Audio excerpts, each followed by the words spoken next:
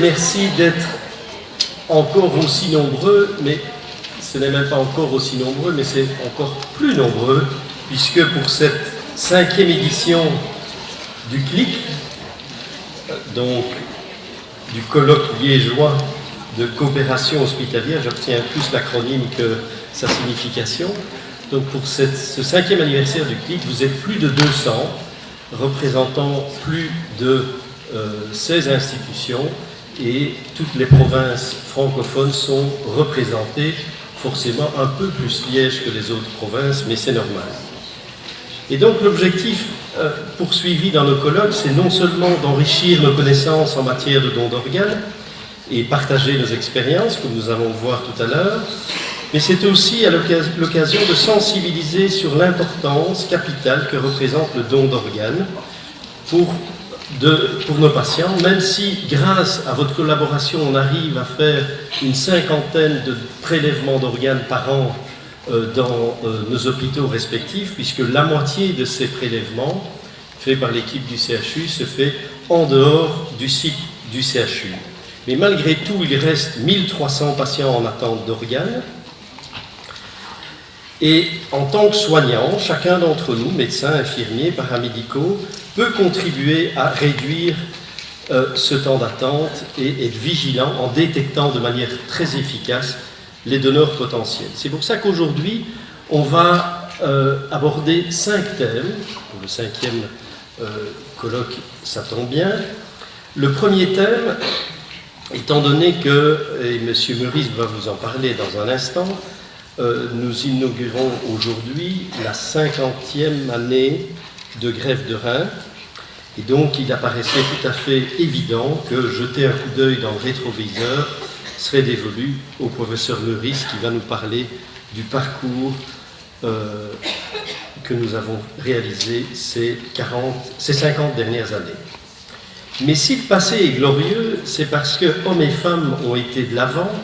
Ainsi, avec le professeur Defresne, nous regarderons vers le futur de la transplantation cardiaque. Et si la transplantation d'organes existe, c'est parce qu'il y a des donneurs d'organes, et donc il sera nécessaire que nous connaissions bien la situation qui pourrait aboutir à ce qu'un patient devienne un donneur d'organes. Et vous avez vécu, pour beaucoup d'entre vous, les petits jeux de fin de séance des sessions précédentes, où la question sur la mort cérébrale était testée dans l'exercice. Aujourd'hui, on ne fera plus l'exercice parce que nous aurons en direct Steve Lereis qui nous fera faire la démonstration de ce qu'est et nous éclairera, je l'espère, sur cette question de la mort cérébrale et du donneur potentiel.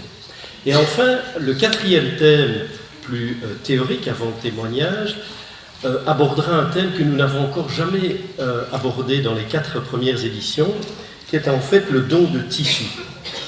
Le don de tissu, le plus connu, c'est le tissu de cornée, et donc nous aurons le professeur Duchesne qui viendra nous en parler, mais nous aurons aussi M. Merny qui nous parlera du don d'os de l'UCL.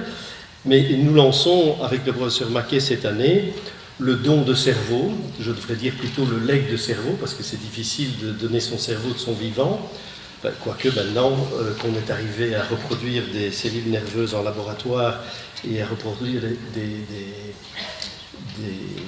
tissus cérébraux, le problème de l'Alzheimer et de toutes les maladies neurologiques dégénératives est un réel problème de santé publique avec l'augmentation de l'espérance de vie, et on a besoin pour la recherche, pour combattre ces maladies-là, d'un nombre de cerveaux important, de patients déments ou de patients d'Alzheimer ou de patients de Parkinson, et nous lançons une campagne de legs de cerveau.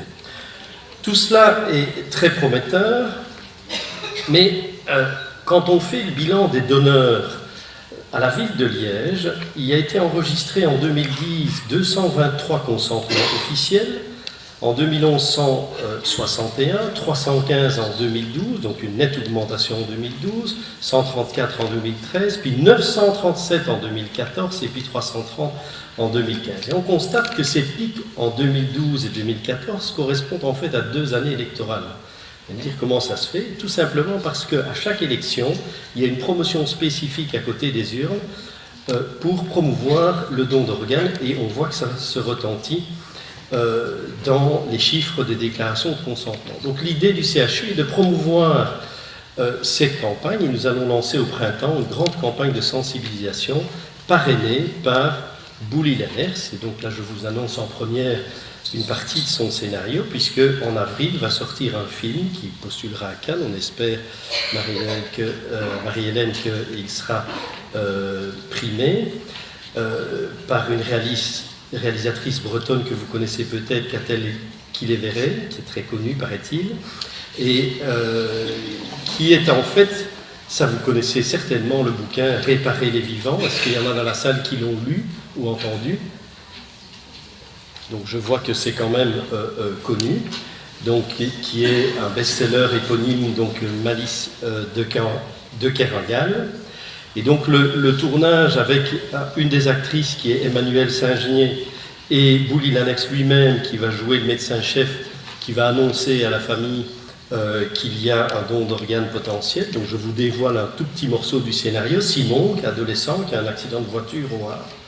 Et donc il faut savoir que le film, l'histoire se passe au Havre, mais le film va être tourné au CHU à partir on a commencé il y a une semaine. Et donc le docteur Révol, donc joué par Bouli Lanners, dit à la mère Marianne, jouée donc par l'actrice Emmanuelle Saint-Genier, que les lésions sont irréversibles, et quand elle retourne avec son mari, le docteur Révol leur annonce sa mort. Thomas, infirmier, leur parle du don d'organes, ils donnent leur accord. Les données médicales de Simon sont entrées dans un logiciel qui trouve un receveur pour chaque organe. Des équipes viennent des 4 coins de France pour prélever l'organe recherché, et le cœur est implanté à Paris. Ça, c'est l'histoire du film. En l'occurrence, dans le scénario qui sera filmé au CHU, ce sera une greffe de rein.